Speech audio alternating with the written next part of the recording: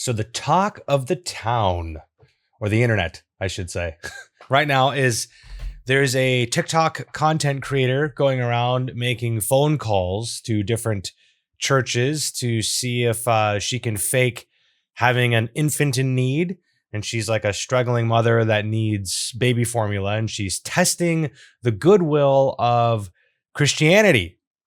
So, from how blown up this has gotten, I could only imagine the virality of it is due to the contradiction or the contrast in what you would expect, right? Like if a Christian establishment should be willing to help a single mother with a starving baby. And if they don't, then they're bad, right? I mean, that seems to be the conclusion. And I can't imagine this getting as popular as it is if that wasn't the case. So it looks like she's done a ton of videos. So I just went to the one of the most popular ones. And we're going to watch it. I haven't seen it yet, but I've heard about it. And from what I know, that, yeah, it sounds like a lot of these churches aren't helping out. So I don't know. We'll watch it and then we'll discuss it. We'll talk about it and I'll give you my thoughts. So let's hop in and give it a watch. Here we go. Your church to see if they would help feed a starving baby. And right now I'm about to call Storyside Church in Belleville, Ohio. So let's see if they would be willing to help feed a starving baby. Okay. And their about me says Storyside Church is a vibrant and welcoming community that believes in the power of personal stories and the transformative love of God. Let's see what they say. Hi, this is Katie with Storyside Church. Hi, I was calling to see if y'all could help with formula at all. I have a 2-month-old baby and we ran out last night, so she's been going all day without anything to eat. Oh, I hear you. Where are you located? I'm only like 20 minutes from you all. Okay, give me 1 second. Let me ask her and see what we can do. Okay, thank you. Interesting. Well, it wasn't a straight up no. So let's see what happens. Are you able to stop by the church? Yes. Okay, yeah. If you stop by around 1 p.m., then we can have that ready for you. Okay. Can I say something real quick? Sorry. Hey. Hello? They did it! Are you there? Yep. Okay. I'm actually not in need. I'm like testing churches to see which ones would actually help, and you are one of the few that would actually help a mom feed her baby. So I just wanted to say thank you for everything that you're doing, and it means a lot, and just to keep doing what you're doing. Okay. Interesting. Well, I'll look for another one and see what we get. But okay. So she called. They offered. They said, yeah, come stop by. And she's like, oh, just kidding. I was lying the whole time. I don't have an infant in need. I probably don't live anywhere close to you at all. I was just trying to make some content to make Christians look bad, but you proved me wrong. So, wow, you're a good person. Okay, bye. I mean, it's not like that's the takeaway I got from it. But I don't know. Maybe there's more lore to this. But let's see. Let's look at her profile. Okay, here we go. So she's testing your church to see if they would feed a hungry baby. Okay, so her whole content is based off of this gimmick. FDT, F-ICE, Free Palestine, BLM, Love Immigrants, Pro-Choice, Army Veteran, Lesbian, Kentucky. Okay, so we definitely know maybe her angle now a little better, right? Like clearly, if you have to judge a book by how it presents itself, it looks like this is a very liberal, non-religious person, who honestly, I don't know. I mean, like politically, like you can be where you want. I do think that there's certain things that you can't support. So I'm coming from a Catholic position. So obviously there's going to be what we call the non-negotiables. So you have like a moral obligation, at least, to not vote in people that support or would pursue any of the non-negotiables. Okay, it usually has to do with marriage and life, So I don't know any Democrat that would qualify you're allowed to vote for based on that principle. But also, I don't know if so I would say like there's 0 Democrats that you'd be able to vote for. And there's probably a mixed bag of conservatives that you'd even be able to vote for, because not everyone on the Republican side either is going to check all those boxes. And sometimes you're faced with the decision morally as a practicing Christian with the dynamic of choosing the lesser evil. Right. That doesn't really have anything to do with the scope of what I think this video is going to be about, but I think it's worth mentioning, knowing at least her political side that she's presented. It makes sense that, usually from this demographic of people that display, their viewpoints like this in a bio are going to be pretty much anti-Christian, or only like Christians that basically don't practice Christianity. So if you take on the title of Christian, but then you don't practice Christianity, then they might like you. But if you're a Christian that practices Christian morality, you're going to be seen as like a bad person, which is interesting because there's a whole video we can probably do on morality and how do you even ground morality outside of a religious view per se, or at least or in some sort of belief in like a higher being that you can contrast goodness and badness with. I don't know if we can dive into this. I mean, honestly, even from maybe just worth clarifying, I don't think that the way like the immigration thing is being handled right now is acceptable either through a Catholic lens, because you're destroying families, you're ripping them apart. And yeah, there's an argument you can be made about protecting borders and, they broke the law and all that. But I do think that it would be better, honestly, to keep families together than to tear them apart. And especially like the stigma that's being developed around just kind of removing the dignity of humans. So I don't think that that's being handled properly either, even from a conservative side. So don't take this as me being like, oh, I'm super Republican, stupid libs, because I definitely have my criticism even on the conservative side. I just think there's more problems on the left and on the right. But it's not to say the right doesn't have issues either from a Catholic lens. So let's see. So we saw that video. Okay, I'd be interested to know also if she's only calling Protestant churches, because I think that matters. Honestly, my position is going to be the only true faith is going to be the Catholic Church, and any derivative of that is not the fullness of faith. So you might have elements of it, but you're dwindling away from 100%.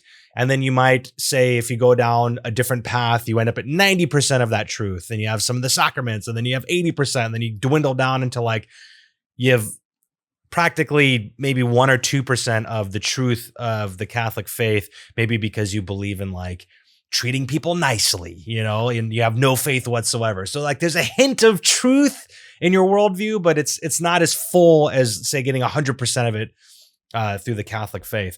So that's already going to be an issue because, I mean, I don't know. It's like, to me, Protestantism there's no validity in it, but it is here to stay. It's kind of like one of those policies where it's been around for so long that it's not going away, even though it's an issue. So you kind of just have to exist with it. And I think that's where we're at. So that's not to say like Protestants are bad people. And yeah, of course they wouldn't donate formula, but they're probably, because there's less of them in terms of like organization, you're going to have probably a huge dynamic of ones that can support, ones that don't support, ones that are willing to but don't have the resources, others that have plenty of resources but they don't have the willingness to. Whereas we'll get into this later, at least through the Catholic side of things, because the Catholic Church is truly global, and even in like when you look at the United States and the Council of Bishops in the United States, there's a ton of resources within different dioceses throughout the nation that support this cause, and are completely there to help. And that's part of what this video is I want to also help push people towards the direction where if they truly need this help, they're not just lying and trying to get views like this creator, but you're actually in need. I want to try and help you know, at least, or point you in the direction of resources that could actually legitimately help you. So now I'm calling Heritage Hope Church of God in Somerset, Kentucky. Yeah, so this is another Protestant It does church. not state online if they are open or not, so we're just going to call and see. Heritage Hope Church of God. Hi, I was wanting to see if you all could help at all. I have a 2-month-old baby, and I ran out of formula last night. I was wanting to see if y'all could help with formula. Let me see. Give me your name and number. My name is Nakali, or just Callie, and then my number is It's Kylie. What's the last name, man? I feel bad for the person whose Monroe, number that is. Monroe. Now what exactly are you needing? I just need the Good Start formula. Okay. So how much do you need? I need to know about that. I'm not sure. I think I usually have, I think it's maybe $17 at Walmart. I mean, if y'all could just get the formula, I could pick it up or have somebody come get it.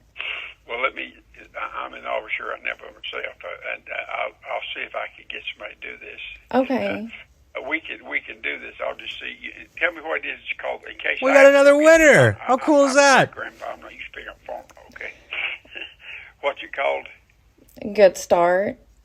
Good Start. And that's Sir. So her pin videos are Sir. like for church is willing to help, so that's cool. Yes, sir. Infants, formulas, It's any cool that she's flavor, not only anything pinning to it, like or the just- bad experiences. No, sir. Hey, can I say something real quick?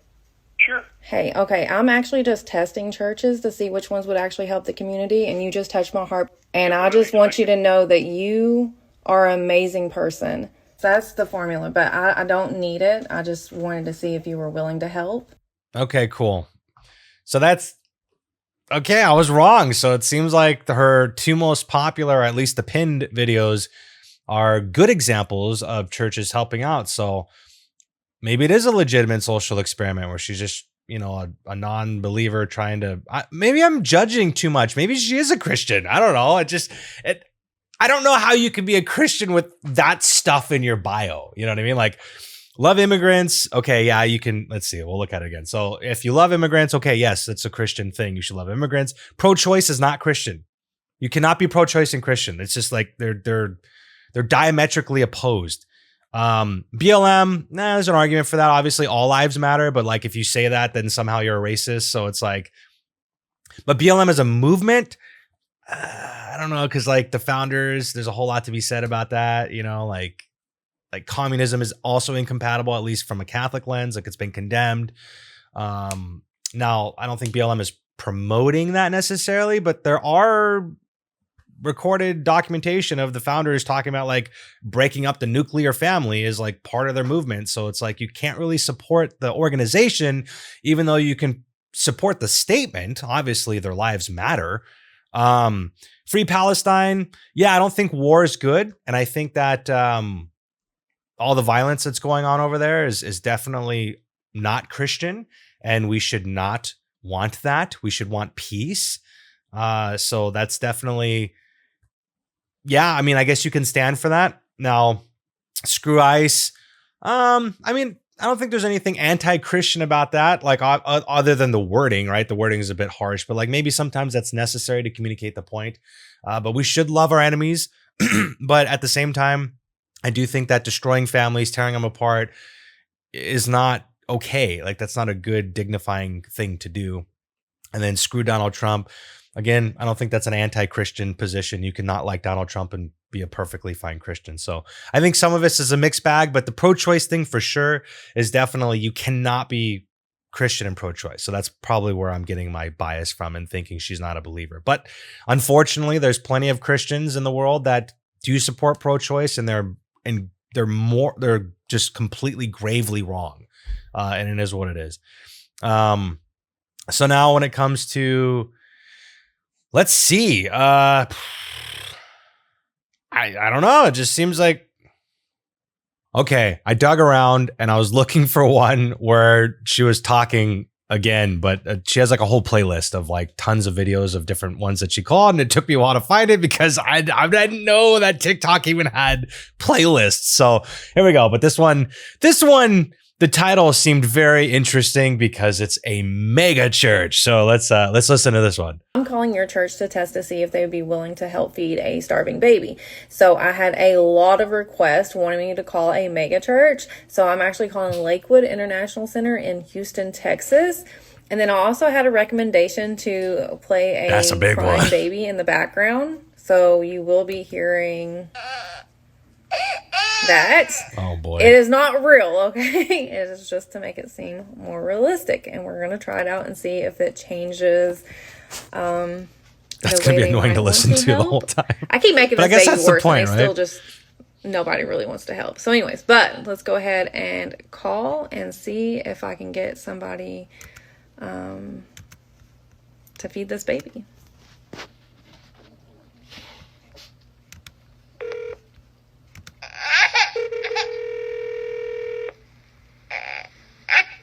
Thank you for calling Lakewood Church. Your call is very important to us, and we will be glad to assist you momentarily. You guys heard that one song?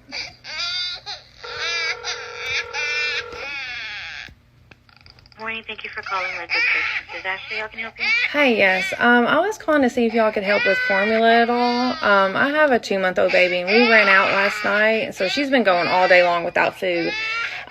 Is there any way y'all could help with formula? We do have a benevolence ministry. I can take down your information and put in a request for you. Okay. How long would that take? We really don't have an estimated time just because we do receive a lot of requests here. Each applicant is different. It could take a couple of days. It could take a couple of weeks. We really Wow. just don't have a time frame there. The baby would be gone by then. Okay, you said it would take a couple of days to weeks. Dang. Yes, ma'am. Yeah, if approved. If approved. The Okay. baby's All right, hungry thank now. You're welcome. Even though the baby doesn't exist. It's a fake baby, but still. Okay, I did like the idea of the baby, but I could barely hear her. I'm not going to do that again. And if I do, I'm going to turn it way down. But yeah, she said that she had some other church, and if I was approved, it could still take days to weeks to get approved, to get formula. And my baby's over here crying without food. This church is huge. Like, y'all can't. Yeah, that's crazy. So here are my opinions, right? So obviously it's a mixed bag. It's like some said yes, some said no. It is what it is. The ones that said no, obviously, are just,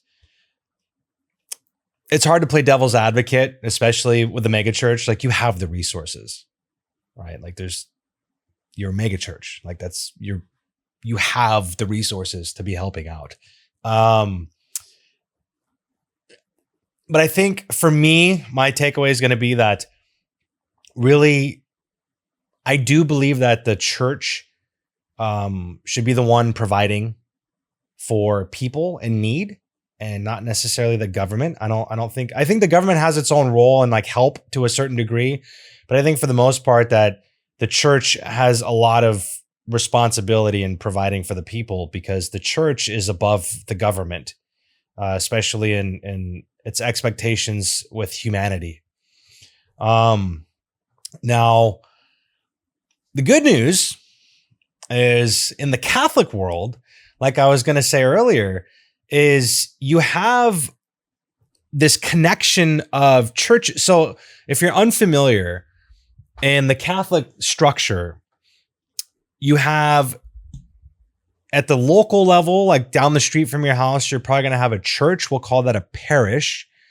And then within a county or a region, you're going to have multiple churches or multiple parishes. And then that collection is going to be summarized into like a county, or what we call a diocese. So each of those individual parishes has a main priest that is the pastor of that church. And you might have helping priests or deacons, and then obviously a staff. And there's usually a lot of schools also attached to these churches. And then you have, in the diocese, you have a bishop that oversees all the priests in the local. structure. And then now you have some dioceses are really big and they call them archdioceses, and then it just goes up from there. And then you have like all the bishops of the country are like the council of bishops for that whole territory. And then all those bishops are underneath Rome, right? So that's where the Pope is. And he's the bishop of Rome who oversees Rome, right? Its own area. So because of that interconnectedness, you have a lot of organization and massive structure because each parish has its own financial responsibilities with their own communities, and they report to a diocese. So you now have this, like, each individual diocese and each individual parish has its own like financial reporting that it needs to do, that it cares for, whether it's the community in need or it's, building maintenance or staff salaries or school events. But one thing is, like, most, if not all of these parishes, they have like specific part of their budgeting allocation goes towards providing support for the communities, especially for those in need, because one of the main missions of the Catholic faith is helping the poor. So that's the good news.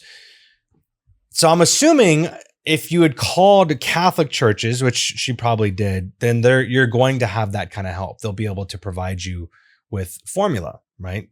That's a pretty common thing. Now, one thing I wanted to help you see is, so for instance, so we saw that she's from Kentucky. So I found this in the Catholic diocese. We discussed what a diocese is, of Lexington, which is part of Kentucky. They're on their website. If you scroll down, you actually have food pantries. This is like right on the front page. And then you click on where to donate. And then you have all these different organizations, right? These addresses, these different areas that you can go to, these parishes, which is really cool. And this is all, looks like it's in Kentucky, right? So I'm assuming that each diocese probably has its own website that you can go to in your local area and find out where these types of things are. So one thing that popped out immediately to me was St. Elizabeth Ann Seton. So usually every church is usually named after a saint, or sometimes you have like Holy Family instead of, Saint so-and-so, but usually it's a saint. So you'll have St. Elizabeth Ann Seton. Now, those churches in particular, when they're named after St. Elizabeth Ann Seton, usually they're very involved with an organization called the St. Vincent de Paul Society. And so that's a society that is particularly focused on helping the poor. So that's one thing to keep in mind. So if you're in need, beyond just your local parish, which usually has food and stuff that they give away, you can also look into what's called the St. Vincent de Paul Society. And you're going to see that it is a Catholic organization that does a ton of stuff in terms of helping the poor. So here's a cool number just right off the front page, just for Kentucky, right? So for the St. Vincent de Paul Society, you have 84,000 Western Kentucky neighborhoods served. And this is in 2024, over $5 million spent.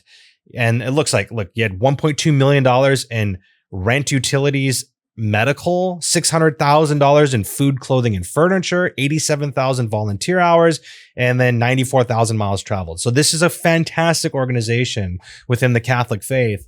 If you're in need, or if you also want to help, provide your time and energy, right? So instead of if you're in a position where you don't need to receive, right? Like you're doing better in life, then maybe you want to support, right? And so you can also help provide and be a part of the ministry as well by looking into the St. Vincent de Paul Society.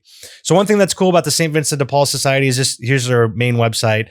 It kind of gives you some backstory on, who they are, where it started, all this stuff. So I think that's worth looking into. Another thing that I wanted to bring up too is just the Catholic Church in general is like one of the largest, if not the largest, charitable organizations on the planet. Now, it's hard to quantify because it's not like every local church collects money and sends it to Rome, and then Rome has this giant budget that is a collection of every church in the world. It doesn't work like that. So all of the local efforts that are supporting communities locally or in these different societies and, organizations that are specifically focused on that problem that they're solving, helping the poor, it doesn't get calculated into this one organization. Even though it's technically a part of the same church, they are like operating under different bank accounts and, things like that. So like it's hard to quantify necessarily. But if you look at it, the Catholic Church actually started what we have now as modern day hospitals. Like that was a Catholic thing. A lot of the school systems that we have is a Catholic thing, and food pantries. A lot of those were they weren't necessarily started by Catholicism, but they were really brought to like their function in society through the Catholic faith. So here's some good numbers that I found was the Catholic Church operates more than 221,000 schools worldwide, serving over 62 million students in 38 countries, saving taxpayers $63 billion, which is interesting, right? So that's a tax alleviation also on the public that's just being operated in terms of what the Catholic Church is offering. So I think it says right there, in the United States, the church operates over 6,000 schools and serves nearly 2 million students, which saves $20 billion. So I thought that was pretty cool. Likewise, there are over 20,000 Catholic healthcare facilities around the world. The church also operates almost 85,000 social protection facilities, including orphanages, nurseries, nursing homes, hospices, and so on, making the Catholic Church the largest non-governmental healthcare provider in the world, which is fantastic. This is kind of like what you would expect out of Christianity. However, when you look at like the churches that she's calling, because they're Protestant nature, they're not going to have that same organizational global reach that the Catholic Church has. They don't operate. They might have if they're really big, they might have a couple of like sister churches, like a few miles away, but you're not going to drive to a different state and probably find, a church that's connected to the one back home, which is actually an interesting kind of side note that I wanted to bring up. I went on vacation and I had noticed that when I go on vacation, I go to mass. I go to church every week. And no matter where I am in the world, whether it's on vacation, I'm traveling for whatever, or I'm at home, I have a church I can go to. Regardless of where I'm at, I can go to church. Now, Protestants that tend to vacation, a lot of them don't go to church. And I used to think, what, you miss church on Sunday just because you're on vacation? Because we're on vacation, shouldn't you be excited to go to church and thank God for this opportunity that you're able to experience such an awesome thing when so many people aren't as fortunate to be able to do that? Why would you abandon God on vacation? And then I realized when I try to put myself in their shoes, it's because they're used to their church and their church doesn't exist where they're vacationing. They go to, whatever, set up church that they go to, their local pastor back home. And when they go travel outside of state or whatever, that church doesn't exist. So they just don't go to church because they don't know where to go. And they're not going to go look for a new church and join a new community because it's just like, it's different, right? And then you don't even know if they teach the same thing and I realized how blessed we are in the Catholic faith to have that unity. No matter where I go in the world, I'm going to go to mass. It's going to be the same faith. They're going to be teaching the same things. They're reading the same Bible. They're reading the same Bible verses that day, regardless of where I am in the world, the same prayers. And you're really, truly globally united, which is a blessing. You don't get that anywhere else. No other Christian faith tradition has the amount of reach that Catholicism has in terms of being able to actually attend mass just about anywhere in the world.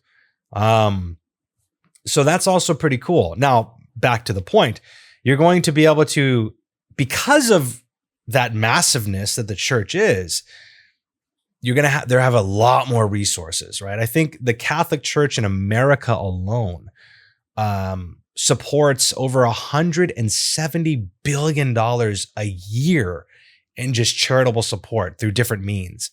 Now, that's massive, right? Over $170 billion annually just in the United States is a phenomenal accomplishment.